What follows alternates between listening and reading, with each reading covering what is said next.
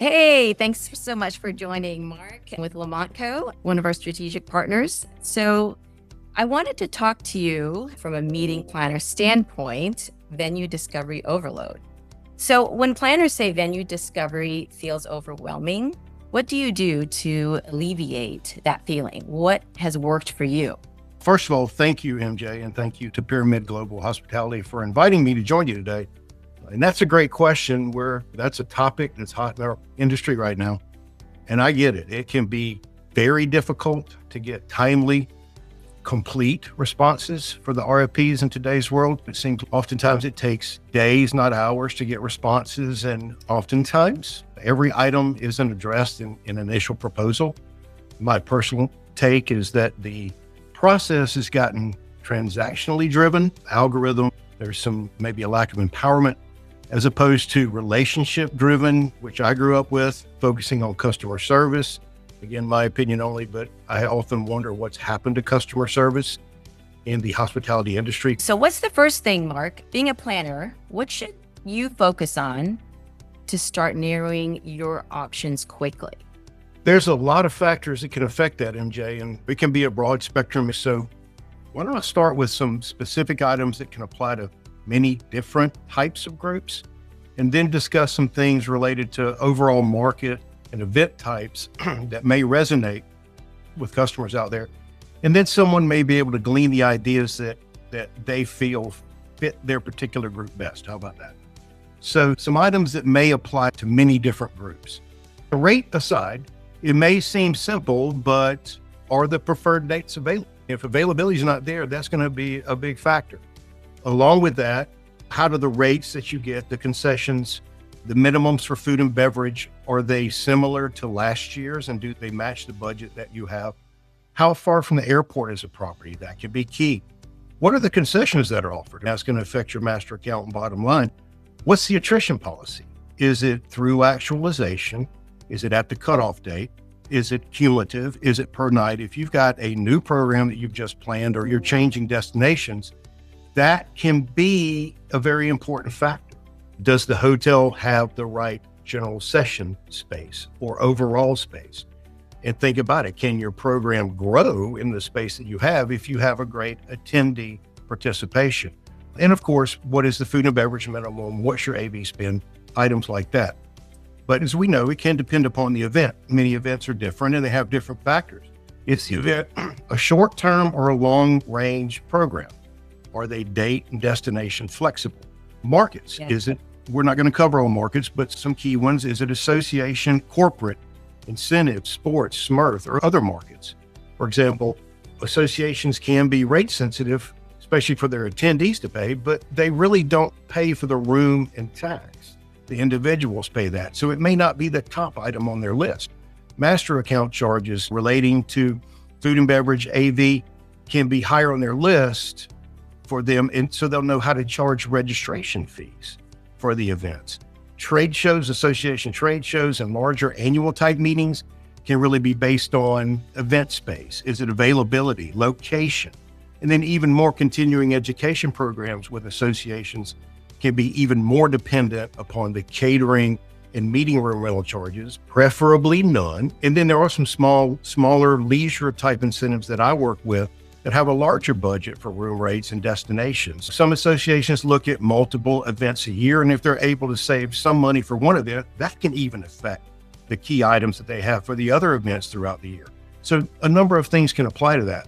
Corporate groups, room rates here, of course, can be key because they do often pay for the room, tax, and incidentals for their attendees. But depending upon the event, they may have a larger budget. And if it's an incentive or a top producer related group, they may want to take into account the destination for sure and the experiential factor of that destination. If they pay for air, maybe we need to do an air comparison for them, not only for their budget, but to find out if their attendees, if they have to pay for their own air, would be coming. A number of things affected, of course, security, privacy, if it's a product launch or a user group is out there, technology, non-competes. And there are either those groups out there where rare, but you love to find them. I've had say, don't tell me no, or that I can't go there. Just tell me how much it's going to take to get me there. But those are rare. Sports Right. field, again, overall cost for the attendee has a lot to do with this, but proximity to the venues. Is breakfast included in the rate? Triple and quad occupancy, inventory, and rates. Travel times to the destination. Is it a state of play event? Certainly safety and security apply here as well, especially if they're youth groups. So, in short, just know your customers and specific groups in advance and help them determine what's most important on an RFP by RFP basis. Market segment. Each segment comes with their own key decision-making factors. Yeah, very good. Okay, so planner, if you only had 24 hours, what 3 steps would you suggest to narrow your venue list? Wow, great question again. I really have to limit this to 3. Yeah, Thanks if for you that. can. Up 3. Yeah, I tell you what, we'll take some general steps to consider these and then maybe some things you can do in the discovery phase that could help streamline that as well, if that's okay. As simple as take the top 2 hotels you would consider based upon the proposals you receive. That sounds simple, but that can really help you. I try to ask my customers this question and think about it myself. What would it take to get you to sign a contract today? Have that question in mind. And understanding that, you can streamline maybe 1 to 3 hotels that have proposed based upon the original RFP responses. Okay, that's a key question. It can be.